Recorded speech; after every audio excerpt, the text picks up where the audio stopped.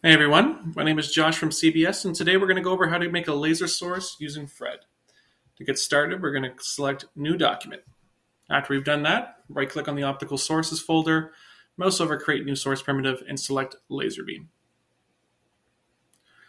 We're going to leave all the default settings, but we're just going to change the color to red, and select OK. And now we're able to view our laser in the 3D view. And after we've done that, we're going to right-click on the Geometry folder, mouse over Create Element Primitive, and we're going to select Plane. From here, we're going to increase the X and Y semi-apertures to 2, and then we're going to mouse to the bottom, right-click and append, and apply a shift of 5 in the Z direction.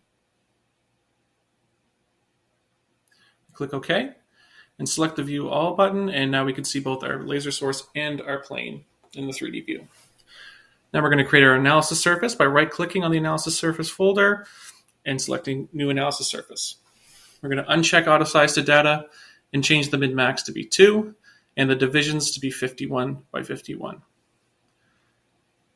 We then select OK.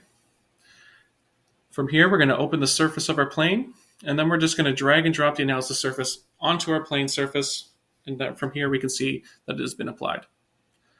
And from here, we're going to run the trace and render, and as we can see, our beams have hit our analysis plane and have been stopped. Using the irradiance spread function, we'll be able to see the irradiance profile of our laser beam, which here we can see a primary focus in the middle, and it slightly loses intensity as it moves out. And to show you that a laser beam behaves properly in FRED, we're going to move our analysis plane to about 5,000 in the Z direction. Select OK. We're then going to rerun our ray trace.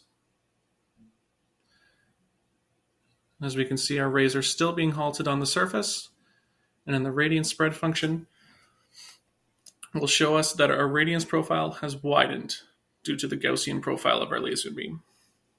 And there you go. As always, CBS is here to provide you with the best possible support when it comes to working with FRED. Keep an eye out for even more helpful content.